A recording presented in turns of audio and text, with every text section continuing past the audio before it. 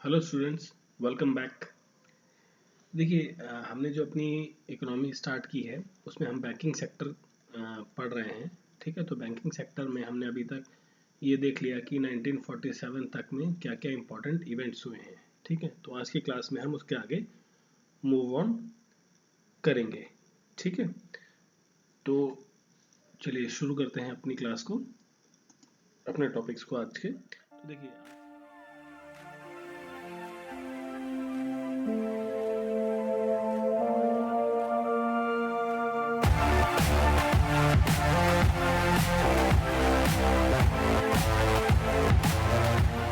देखिए, आज से हम बात कर रहे हैं आज की क्लास में 1948 से 1967 के बीच में जो जो इवेंट्स हुए।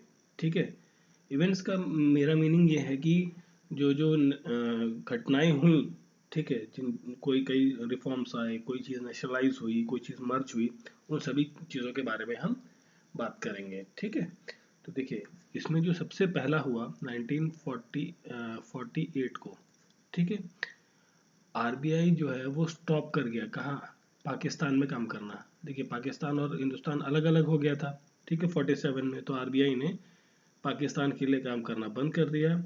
ठीक है, और इसी साल एक आरबीआई एक्ट आया। आरबीआई एक्ट आया था आपका 1948 को।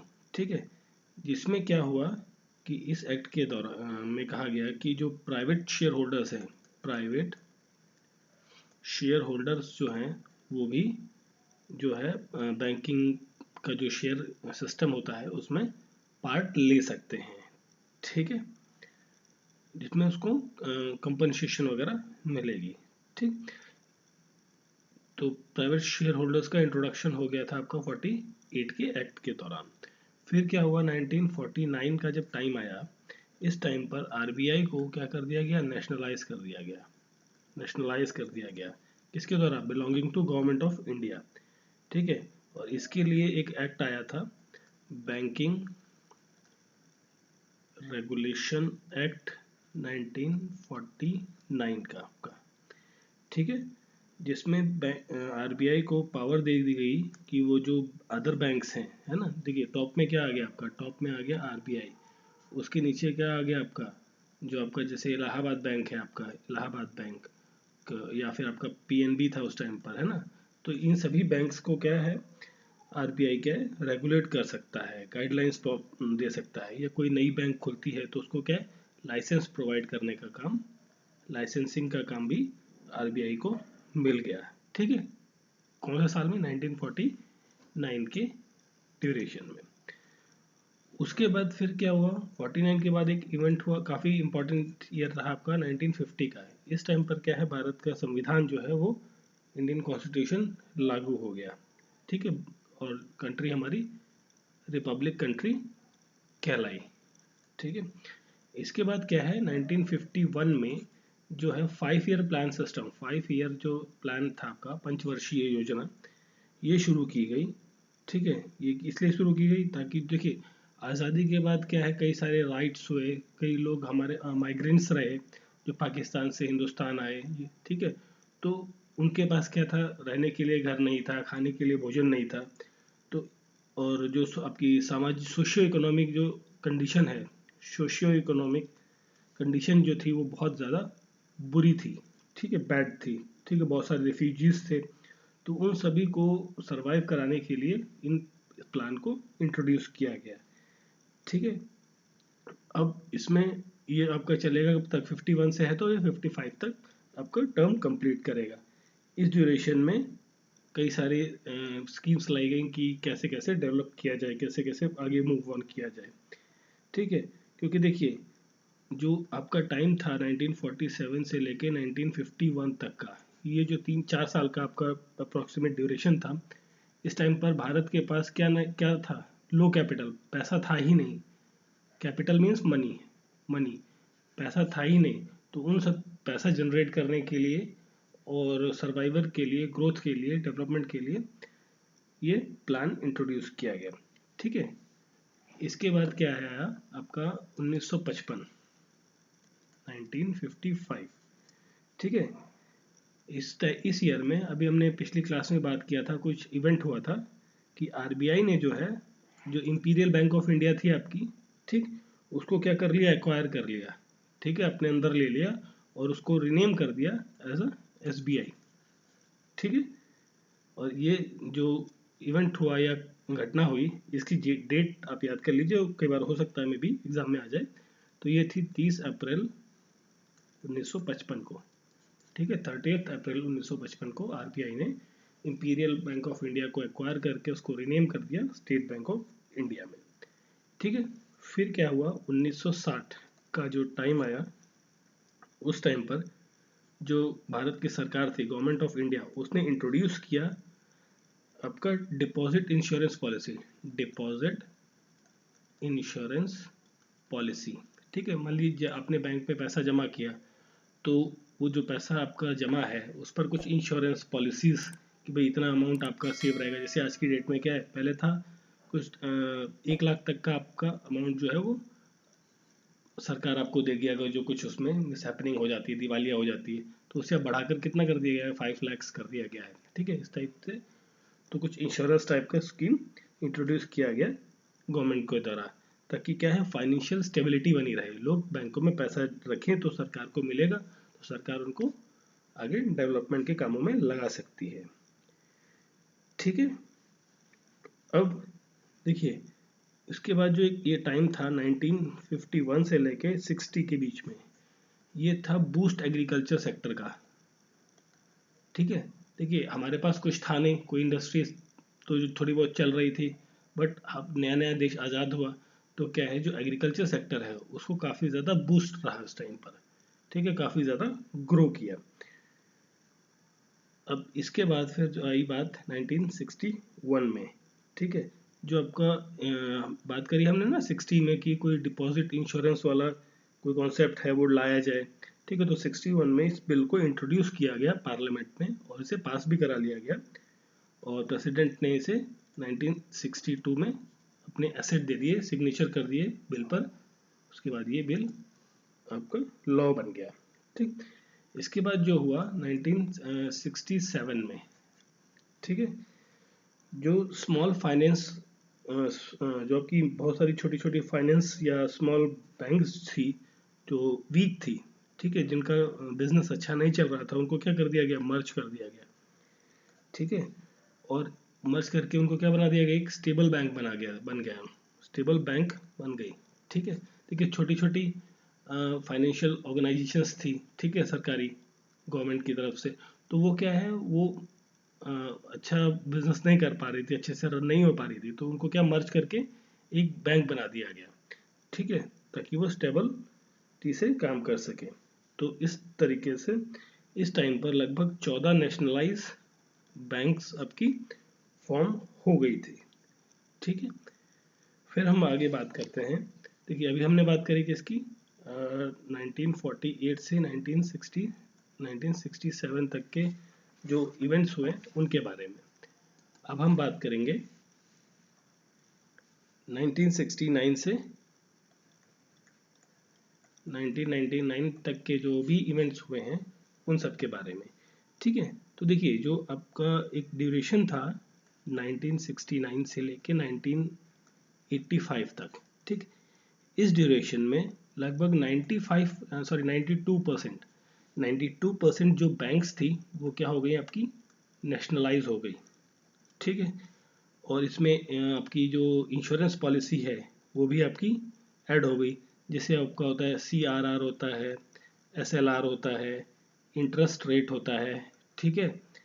और जो आपके डिपॉजिट्स होते हैं, डिपॉजिट्स जैसे आपका फिक्स डिपॉजिट हो गया, रिकरिंग डिपॉजिट हो गया, इस तरीके से चीज़ें आपकी देखने को मिली, ठीक है। और इस टाइम पर क्या बैंक्स जो हैं, इस ड्यूरेशन में बैंक्स ने काफ़ी ज़्यादा क्या प्रोवाइड किया, लोन्स को, बिजनेसमैन या जिनको नीड है, हाउसिंग लोन, बिजनेस लोन, ठीक है, इस टाइप की चीज़ें जो थी वो डेवलप हो रही थी इस टाइम पर।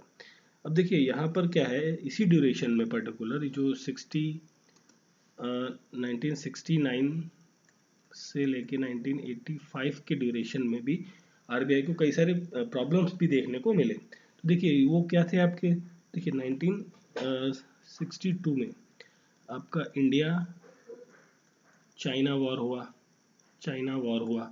ठीक है, तो वॉर की वजह से क्या है, आपका जो देश का जो ग्रोथ हो रही है उसमें रुकावट आ जाती है। ठीक है, उसके बाद 1965 में क्या हुआ, आपका नेशनल ड्राउट हुआ, मतलब एक सूखा पड़ गया पूरे देश में 65 में। और पाकिस्तान के, इंडिया और पाकिस्तान का भी उस टाइम पर लड़ाई हुई। ठीक है, ये दो तरफा समस्याएं थी, एक तो सूखा, ऊपर से दूसरा लड़ाई। फिर 1971 में भी इंडिया और पाकिस्तान के बीच में क्या हुई, वॉर हुई। ठीक है, अब ये पाकिस्तान कौन सा, ईस्ट पाकिस्तान, ईस्ट वाला। ठीक है, जिसे आज के डेट में आप क्या कहते हैं, बांग्लादेश। ठीक है, उसे आज़ाद करा दिया गया। उसके बाद 1973 का जो टाइम था उसमें क्या है, ग्लोबल ऑयल क्राइसिस रही, ग्लोबल ऑयल क्राइसिस देखने को मिली, मतलब दुनिया में तेल की कमी पड़ गई। ठीक है, अब देखिए जो इंडस्ट्री आपकी ऑयल पर डिपेंड हो गई, तो अब जब ऑयल नहीं मिलेगा, महंगा मिलेगा, तो उन पर क्या इफेक्ट पड़ता है। ठीक है, और फिर 1975 में क्या हो गई, नेशनल इमरजेंसी लगी, तो उसकी वजह से भी जो इकोनॉमी है, ठीक है, उसको काफ़ी ज़्यादा प्रॉब्लम्स देखने को मिली। अब इकोनॉमी की किसकी वजह से, देखिए ये सब की वजह से आरबीआई को कई सारी प्रॉब्लम्स फेस करने को मिली। इससे क्या हुआ कि जो कंट्री की जीडीपी है ना, ठीक है, अब जीडीपी के बारे में हम आगे नेक्स्ट क्लासेस में हम देखते रहेंगे, क्या हम वर्ड टू वर्ड सभी को अंडरस्टैंड करेंगे कौन सा वर्ड का क्या मीनिंग है। ठीक है, तो जीडीपी जो ग्रोथ है वो क्या हो गई, कम हो गई। ठीक है, तो ये सब प्रॉब्लम्स देखने को मिली। अब देखिए इसके बाद क्या हुआ कि जो 1985 का जो टाइम पीरियड आया, इस टाइम पीरियड में लगभग ये I think seventh 5 year plan चल रहा था, 7वीं पंचवर्षीय योजना चल रही थी। इसमें क्या था, इंपोर्ट जो है, इंपोर्ट वो ज़्यादा हो गया और एक्सपोर्ट आपका कम हो गया। ठीक है, देखिए हम इमरजेंसी से उभरे, वॉर 3-3 4-4 हमने लड़ाइयाँ लड़ी, सूखा देखा, उसके बाद क्या है, फिर हमारे पास कुछ बचता नहीं है ना, तो हमारा इंपोर्ट तो बढ़ गया, हम बाहर से चीज़ें तो मंगाते गए, है ना, और एक्सपोर्ट क्या हो गया, कम हो गया। हमने उधार लेना तो चालू कर दिया, बट हम बेच नहीं पा रहे हैं अपना प्रोडक्ट, है ना। तो उससे क्या हुआ कि जो इंपोर्ट बढ़ने से जो कर्ज है, डेप्थ है ना, वो क्या हो गया, वो बढ़ गया, राइज कर गया। ठीक है, और ये सब सिलसिला चलता रहा 1991 तक। ठीक है, लगभग 6-7 साल तक हम कर्ज हमारा बढ़ता गया, आज भी कर्जा है हमारे ऊपर। ठीक है, अब इसके बाद क्या हुआ कि जब 1991 का टाइम पीरियड आया, 1991 का जो टाइम पीरियड आया, इसमें क्या है, इकोनॉमिक क्राइसिस देखने को मिली, इकोनॉमिक क्राइसिस, जिसे आप मंदी कहते हैं, मंदी का दौर चल रहा है ना। 1991 में बहुत सारा इन्फ्लेशन आ गया, बड़ा आपको इन्फ्लेशन देखने को मिला। ठीक है, तो इंडिया जो है वो एक बैंकरप्सी के मुहाने पर जाके खड़ा हो गया, बैंकरप्सी, है ना, दिवालिया होने की कगार पर जाकर एक तरीके से खड़ा हो गया। जो आरबीआई था आपका, आरबीआई वो सरकारों, गवर्नमेंट को क्या है, लोन नहीं प्रोवाइड कर पा रहा है, क्योंकि उसके पास खुद ही नहीं है। ठीक है, जो आपका एक फॉरेक्स रिजर्व, ठीक है, फॉरेक्स रिजर्व जो था आपका, वो भी क्या हो गया, घट गया, कम होता चला गया। जो ग्रोथ रेट थी आपकी, जो ग्रो कर रहे थे आप, देखिए मैक्सिमम जो ग्रो आपने देखने को मिला है इकोनॉमी में, वो आपका 51 से लेके 61 के बीच में, ये जो टर्म था, इस टाइम पर हमने बहुत ज़्यादा ग्रो किया। उसके बाद फिर डिक्लाइन चालू हुआ, तो उसके बाद से फिर हालत ख़राब ही होते गए, है ना। और इस ड्यूरेशन में हाई अकाउंट डेफिशिएंट भी देखने को मिला। ठीक है, देखिए अब ये 1991 में तो बहुत बुरी हालत चल रही थी देश की। ठीक है, पैसा नहीं था, जॉब्स नहीं थी, महंगाई बढ़ती जा रही थी, है ना। तो कौन सी ऐसी चीज़ थी जिसने हमें बचाया और हम उस जो डेफिशिएंट चल रहा था चारों तरफ, उससे हम उबर के आए, वो था आपका गोल्ड, GOLD, गोल्ड और सोना। ठीक है, जो हमारे पास सोना सेव था सरकार के पास, ठीक है, या लोगों के पास, उसको क्या किया गया, बेचा गया, सेल किया गया। ठीक, और उससे क्या है, उसको बेचने से जो फॉरेक्स रिजर्व है, ठीक है, जो फॉरेन रिजर्व कहते हैं हम जिसे, ठीक है, वो बचाया गया और इंपोर्ट को हमने मेंटेन किया, भाई हम ज़्यादा नहीं करेंगे, थोड़ा लिमिट में इंपोर्ट करेंगे, ठीक है। और लगभग 20 मैट्रिक टन जो है वो गोल्ड आपका एयरलिफ्ट किया गया, बेचा गया, फिर बाद में भारत सरकार ने वो गोल्ड वापस भी लिया, ठीक है। अपना कर्ज चुकाने के बाद वो चीज़ वापस ली गई।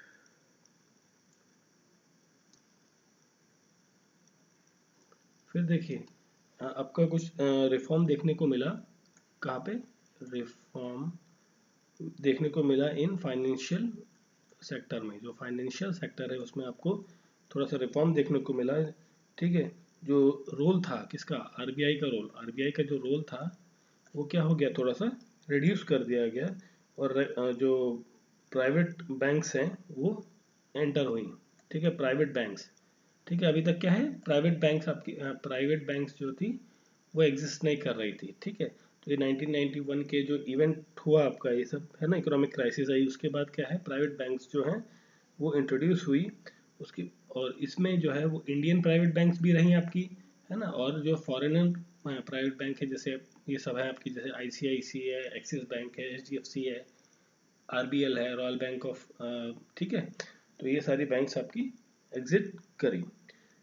अब देखिए इसके बाद क्या है, हम बात कर रहे थे 1991 तक, उसके बाद फिर आया टर्म आपका 1993 का, ठीक है।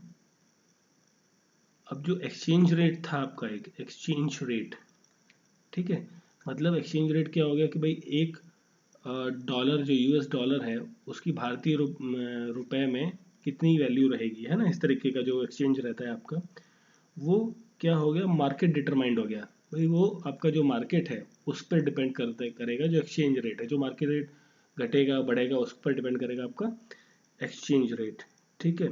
और इसमें जो गाइडलाइंस भी दी गई किसको, प्राइवेट बैंक्स को, जो न्यू बैंक्स बनी आपकी प्राइवेट सेक्टर में उनको गाइडलाइंस भी इशू करेगी।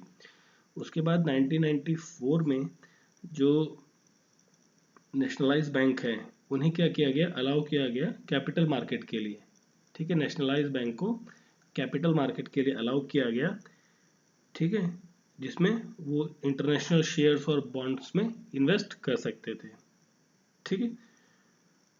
फिर 1995 में जो बैंक्स थी उनको ये अलाउ किया गया, बैंक्स को अलाउ किया गया कि वो जो रेट ऑफ इंटरेस्ट है, ठीक है, जो पैसा बैंक में जमा किया गया है उस पर जो रेट ऑफ इंटरेस्ट है वो बैंक खुद से तय कर सकती हैं कि वो कितना इंटरेस्ट देना चाहती हैं, क्या रहेगा, ये सब चीज़ें, ठीक है। धीरे धीरे 95 के बाद से बैंक्स को क्या है, आज़ादी, फ्रीडम मिलती गई, ठीक है।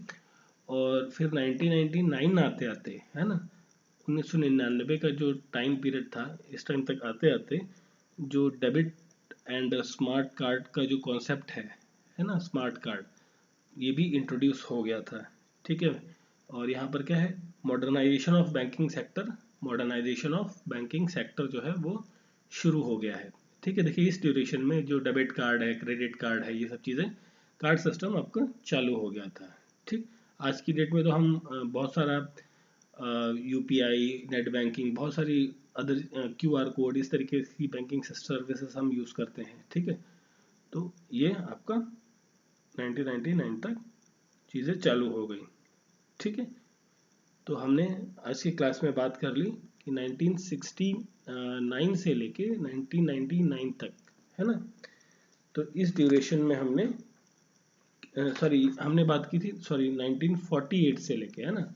तो ये दो टर्म 220 ईयर्स तक के जो पीरियड्स थे उनके बीच में क्या क्या इवेंट्स हुए उनके बारे में हमने डिस्कस कर लिया है, ठीक है। फिर हम नेक्स्ट क्लास में बात करेंगे अपना जो नेक्स्ट 20 ईयर था 2000 साल से 2020 तक के जो इवेंट्स रहे हैं उन सब के बारे में हम बात करेंगे, ठीक है। So thank you for listening, please like and subscribe ज़रूर कर दें।